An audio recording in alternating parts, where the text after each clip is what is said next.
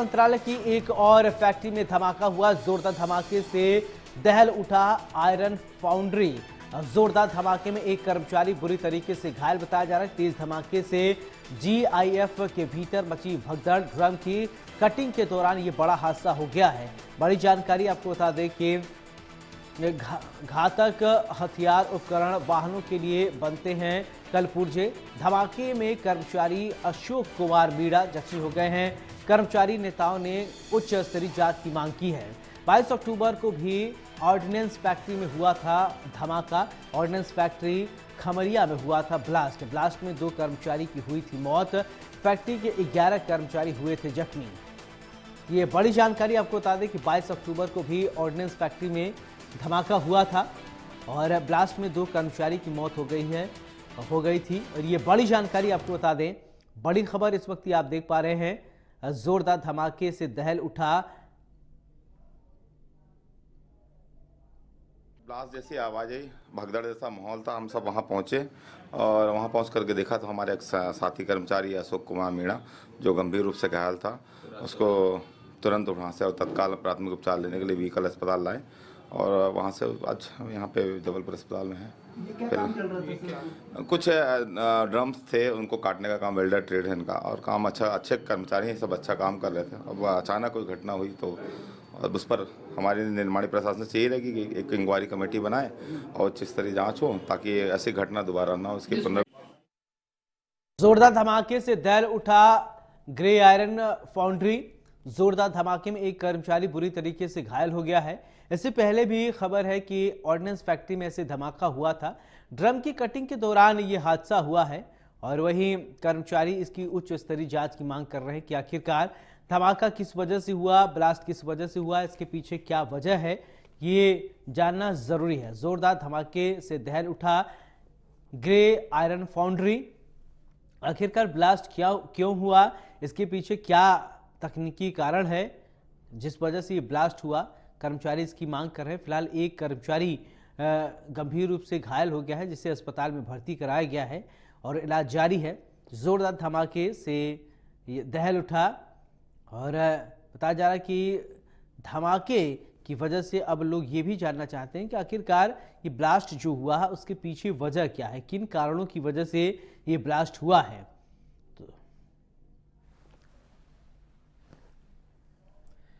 इसी खबर पर ज्यादा जानकारी के साथ राजेश विश्वकर्मा जुड़ रहे हैं। राजेश, सबसे पहले बताइए पूरा मामला है क्या?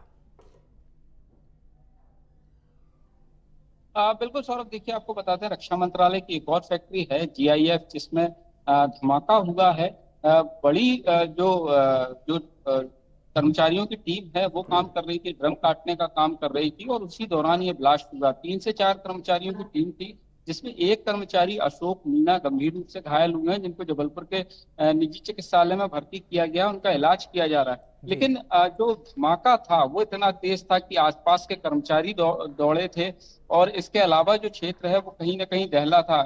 इसके पहले भी अगर बात की जाए तो 22 अक्टूबर को ऐसा ही एक बड़ा ब्लास्ट ओएफके में हुआ था जब रशियन बम की बॉयलिंग के दौरान ये हादसा हुआ था। 2 कर्मचारियों की मौत हुई थी, 11 से ज्यादा कर्मचारी घायल हुए थे। लेकिन एक बार फिर बड़ा धमाका हुआ है और जो कर्मचारी हैं जब ड्रमों की कटिंग कर रहे थे उस दौरान ये ब्लास्ट हुआ है।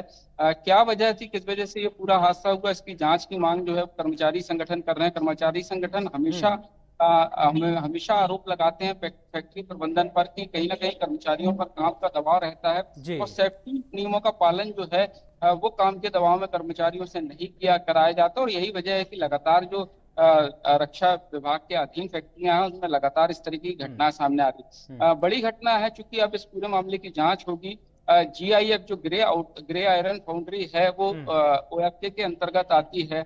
जो आयुध हैं, जो बारूद है, इसके अलावा जो सेना के वाहन है उनके कलपुर्जे इस पूरी ग्रे आयरन फाउंड्री में बनते हैं। खतरनाक काम होता है, कर्मचारी प्रशिक्षित होते हैं, लेकिन अब चूंकि ये चूक कैसे हुई, लापरवाही थी, किसी प्रकार की कोई वो था, ये सब सारी चीजें जब उच्च स्तरीय जांच इस पूरे मामले की होगी तो सामने आएगा। एक कर्मचारी जो है पूरी घटना में गंभीर रूप से घायल है, अशोक मीणा इनका नाम बताया जा रहा है।